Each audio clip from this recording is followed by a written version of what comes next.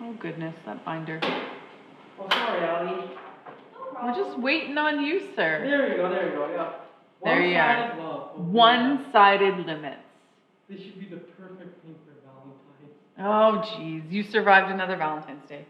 Okay. Well, Miss Gallant, every year for the past 4 years, you've been putting quizzes on Valentine's. It's because I love you guys, and that's my way of showing you I love you. It's giving you a quiz. Okay, so what we're looking at is we would say, if this was a function, we would say if we're looking at x approaches, this should be a positive 3, not a negative 3. As x approaches 2, we would say that the function has no limit because they don't go to the same place. This, if I come from the left-hand side, it's at 3. If I come from the right-hand side, it's at 1. So because those limits don't kind of end up in the same place, so as x approaches 2, as we're coming this way, as x approaches 2 on the left-hand side, this function, this is all on the left-hand side, right? So it approaches 3. But if I look from the right-hand side, which is this function, as I approach 2 from the right-hand side, it approaches the y value of 1. So we would say that this function is undefined or the limit does not exist because these aren't to the same place. But now what we're going to look at is we're going to look at the left and right-hand side kind of independently. So the way it's written is the limit of the function as x approaches a, and it's going to be a, and then there's going to be like where the exponent normally would be, we'd have a subtract sign, and that would be to the function f of x.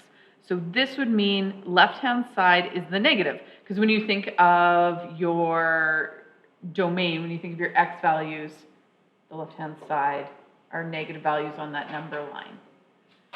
So right-hand side is going to be limit as x approaches some value, and in this case we were looking at the number 2, we were looking at this one right here, but we're coming from the right-hand side, so it's going to have a plus sign there. And that makes sense because our number line on the right-hand side is a positive 2.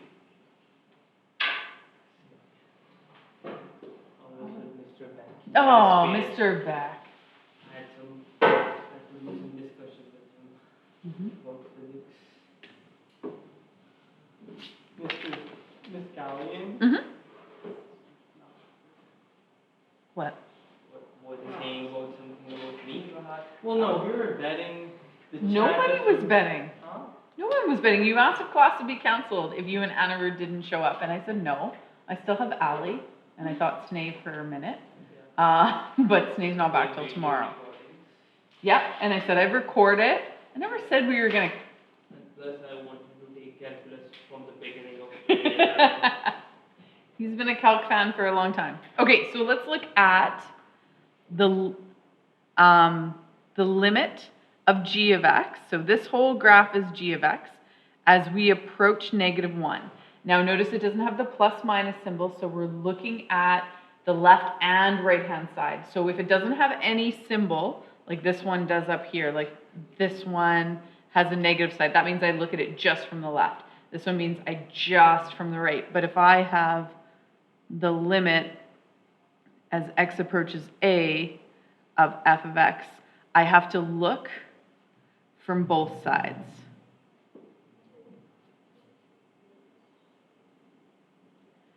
So if there's nothing stated up here, if there's nothing stated, that means you got to look from both the left hand and the right hand side. So if we're looking at the function of g of x and we're headed to negative 1, we're headed to negative 1. So x is approaching negative 1. So if I'm looking from the left-hand side, where are my y values going as I get closer to negative 1? Where are they headed to? So this one on this side is headed to positive infinity. And if I look at this coming, I'm going to negative 1, and I'm coming from the left-hand side, what's happening to the y's? Where are we going? Negative infinity. Negative infinity. Are they the same number? No. negative infinity, positive infinity, two totally different directions. So we say does not exist because they're not the same, because they're not ending up in the same place. The limit as g of x approaches 0, as x approaches 0 this time. So if I look from the left-hand side, I always start from the left-hand side, what's happening to my y's? I'm going towards 1. And if I come from the right-hand side, where am I going to? Also 1. Those are the same number, so we would say the function limit, the solution, the limit of the function is 1 as x approaches 0. Okay? G of x, we're headed, when x is headed to 1. Positive 1 this time, not negative Does 1. not exist. Does not exist. Because if we come from the left-hand side, we're headed towards 1. If I come from the right-hand side, we're headed towards 2. So this one was 1 on this side, but it's 2 up here, so it does not exist. You good with D&E? Okay. The last one, as x approaches 2. You are correct. It's so much easier when it's a straight line and you can just see it. There's no breaks in the graph or anything. So this is going to be 2. But if there's a break in the graph, it automatically does not exist. Not necessarily. You have to see where that break occurs. But normally, yes. Right? I always encourage you to make sure you look at it. Okay. Oh dear. This wasn't the best idea to put this table on the other side. Because we're going to have to flip back and forth. Okay. I'm going to put the graph up here. And okay, there's the graph. And then I'm just going to verbally ask you the questions. And now this time we're looking at left and right. Let me zoom into that. Okay.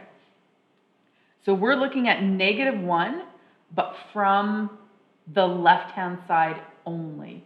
So we're headed to the asymptote. What are my y values doing as I head to the asymptote? Where are they going? In infinity? Yeah. Positive infinity. So the solution for that is going to be positive infinity. I'm not showing you the table. You guys got to write it in just because. And then if I'm looking at -1, but this time from the right-hand side, Negative infinity? negative infinity. Now this question, these next two questions will be answered. You don't even really have to look at it. If your graph has a limit, at 0 and the limit's 1, you know that from the left-hand side it's 1, from the right-hand side it's 1. So you can fill in those next two, they should all be 1. Does that make sense to everybody? We're on the back side of this page. We're on page 2 of 4. We're just filling in this chart, but I wanted to keep the graph on the page. So we know, what did I say? We said this one was positive infinity, this one was negative infinity, this one was 1, that one was 1. Okay, so looking at the graph again. So this one's a do not exist for +1. So if we look at +1, so we know those two numbers will be different. So we look at +1 from the left-hand side. So there's my there's my +1. As I come from the left-hand side, what's my y value? 1. I'm approaching 1. Does it exist as a point? No, but my limit can exist. So we're going to 1. Now if I approach x equals +1 from the right-hand side, my y values are at 2.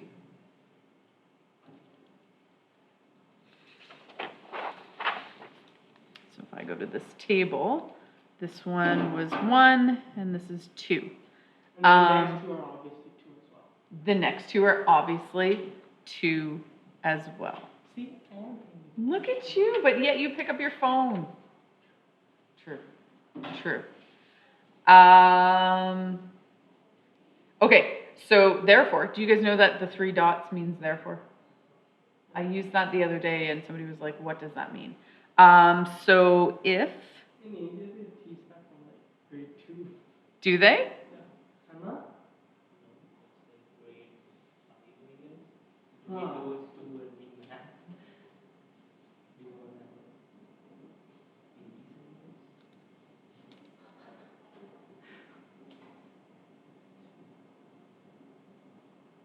And you guys know what I mean by RHS, the right-hand side and the left-hand side. I usually capitalize them. I don't know why I didn't do that for the right one. Does not equal the left-hand limit.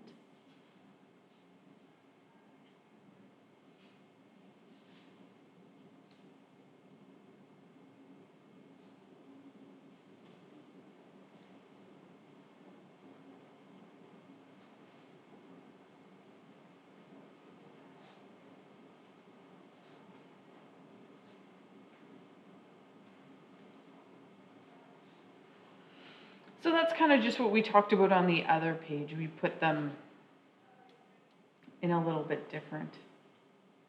Oh. Good, I changed it. All right. I gotta zoom out so we get this table. And I don't like that I did it as a table, so do what you will with that information. Okay. This is a piecewise function that you hated doing in grade 11. So all it's saying is that when x is less than or equal to 2, so if we were to look at a number line, and there's 2, and there's 0, we know that we'd have a closed circle, and it would be all values less than 2, right? Like that's all that that restriction is saying. So including 2 and all values less than, it is a parabola. So if I were to do a table of values for this, I'd start at 2 and then I'd go to 1, then I'd go to 0. I might not get my vertex in there, but those, because that's the restriction on the function.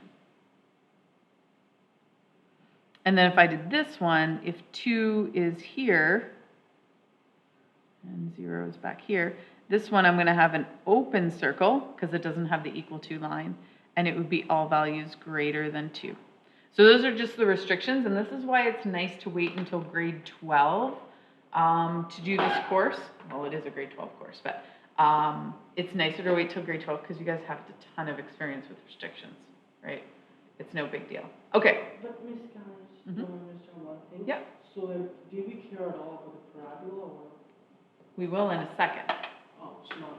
Right. So this is how we're going to deal with it if we don't get the pretty picture. Like in the first question, we got the pretty picture. In this question, we don't have the picture, so we need to work with the equations. So if we're looking at positive 2 from the left-hand side, so maybe if I did a number line with a 2 here, this side of the graph is going to be 3x squared minus 4, and anything on this side is going to be x plus 6. I don't know if that is a better way to explain it. So if we're looking at 2 from the left-hand side, what function are we looking at? We're looking at that parabola, right? Because we're coming from the left-hand side if this were a number line. Because this is a little negative symbol here. So we're going to determine the limit. So all we're going to do is we're going to do direct substitution into that. So we're going to do the limit. And I'm really disappointed in using this table. We're going to be evaluating the 3x squared minus 4 because that is on the left-hand side of the 2. So all we're going to do is direct substitution. So we're going to have 3 times 2 squared minus 4. So we're going to have 12 minus 4. So the limit is equal to 8. Everybody good with that? Easy peasy? Okay, so now we're looking at 2 from the right-hand side. So now we're doing, I'm going to switch colors. Now we're looking at the limit as x approaches 2, but from the right-hand side because of the plus sign. So what's on the right-hand side of this function? It's the x plus 6. And now we're going to just do direct substitution. So we're going to have 2 plus 6, and that will also equal 8. So we know from the left-hand side it's 8. From the right-hand side it's 8. So what do we know the limit of the function is if we look at both sides?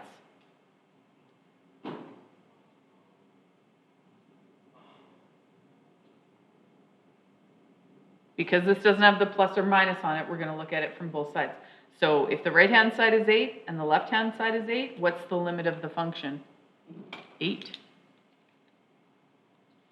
I don't have to do any other math for that.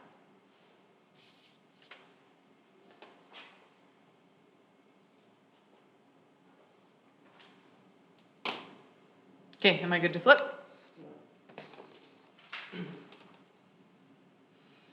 Oh, goodness gracious. Hidden piecewise functions, because, you know, it's the absolute value. And absolute values are going to always have the hidden ones, because if you remember, the absolute value of 3 is 3, but the absolute value of -3 is also 3. So it's like you got two situations in there, and we did this with our absolute values, right? Like, so anytime you see absolute values, you kind of have to do a case 1 and a case 2. Okay, so case 1 is going to be your right-hand side, because it's your positive stuff. All you're going to do is you are going to drop the absolute value functions. So it's going to be 2x minus 8 over x minus 4. And if we do some factoring there,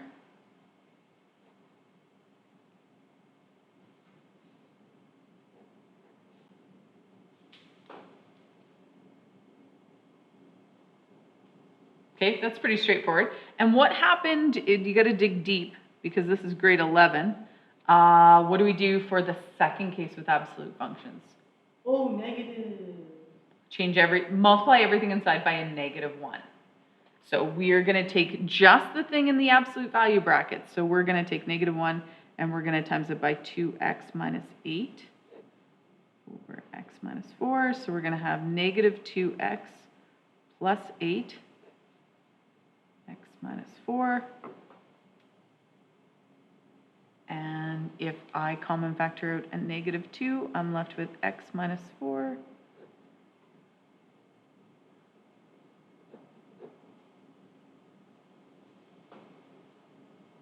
Okay, so that's just a reminder about how absolute values work.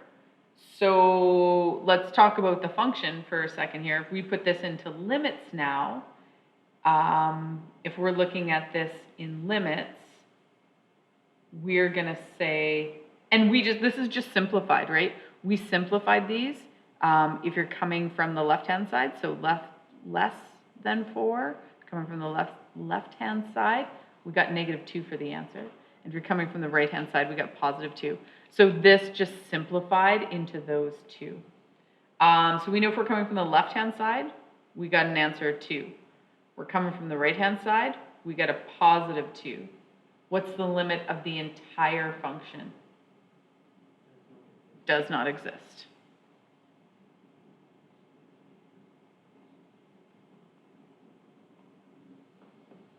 Is that making kind of sense, Allie, or? Okay.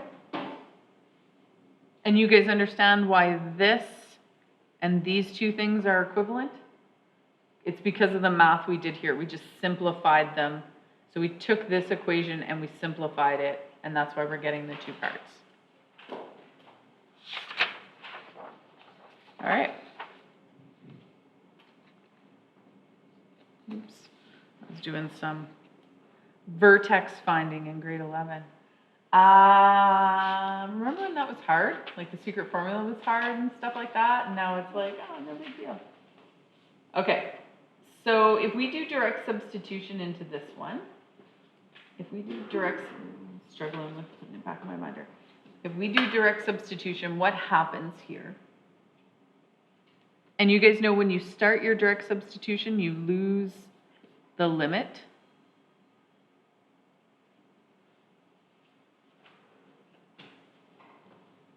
Is that an indeterminate? No, how come?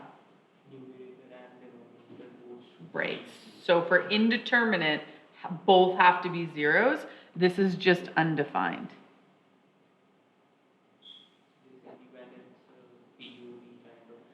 Exactly, yeah. Sometimes it will result in an indeterminate, but sometimes it won't either. And I've left no room in this table again. Stupid tables. Okay, so when you run into a situation like that where it's not an indeterminate, but it's an undefined, we've got that 0 on the bottom, we got to break it down and we got to go back to our tables. I'm going to give you the value for these, just so you don't lose your mind. This is negative 66, and they just keep increasing. How do you get this negative 66? I'm going to take 1.9 and I'm going to substitute it into this equation where I see x. So I'm going to have 4 times 1.9 minus 1 over 1.9 minus 2. Are there any like shortcuts to do it or? No, I did these all by hand. I just have them filled in.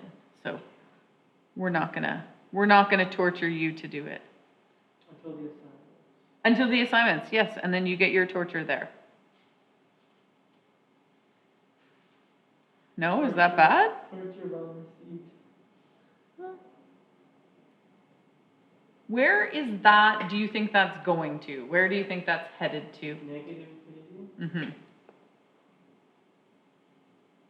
Right, we just add one more 9 and we just get bigger. So if we do the other side, this one's going to be at 74. This one's going to be at 704. I should have made these tables much bigger.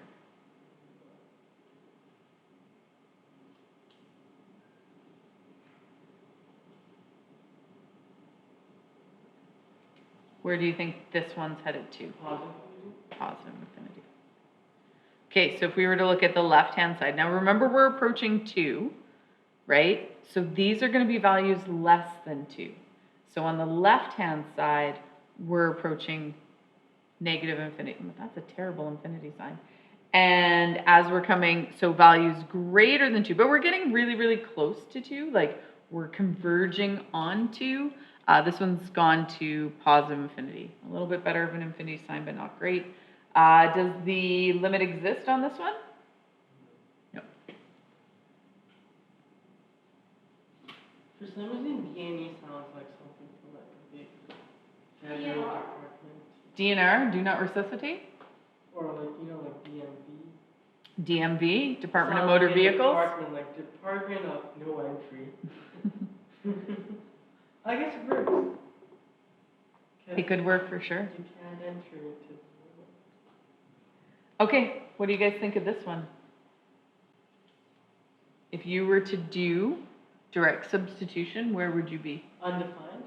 You'd be undefined on this one, right? Because if we do direct substitution, we'd have 1 over 2 minus 2 squared, so 1 over 0.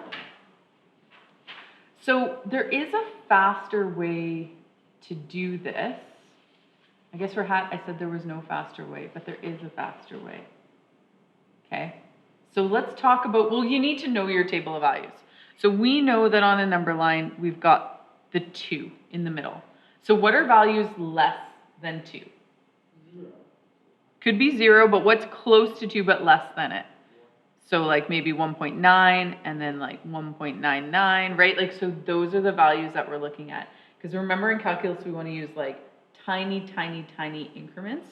And so values greater, this would be like 2.1, this would be 2.01, right? So we're getting like tiny, tiny, tiny increments.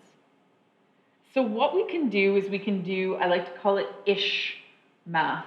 It's like we're approximately, we're kind of, we're gonna do like 1 or 2 calculations and we're gonna think about it logically and probably put no math down on the page.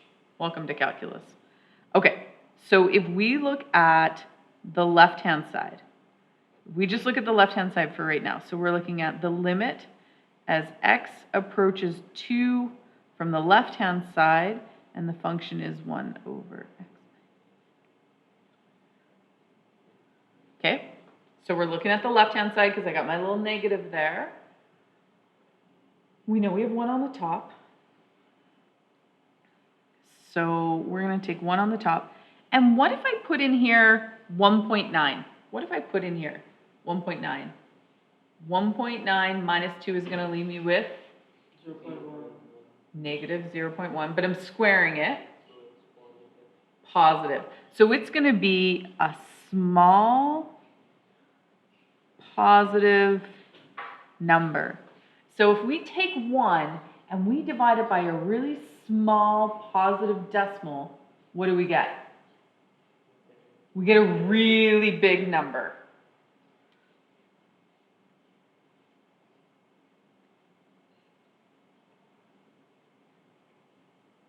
So this is what I call ish math. And some people aren't okay with it. And if you're not okay with it, go to your table of values, like build that table of values like we did in the example before.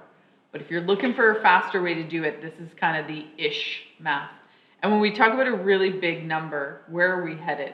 What's the concept that we head to?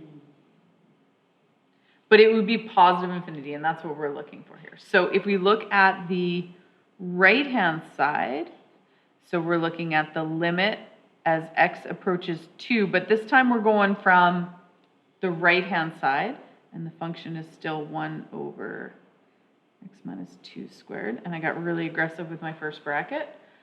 We're going to have 1 over, so we're going to have like our 2.1. If we put 2.1 in here and we subtract 2 from it, we get positive 0.1. We square it, we get an even smaller decimal, but it's still positive.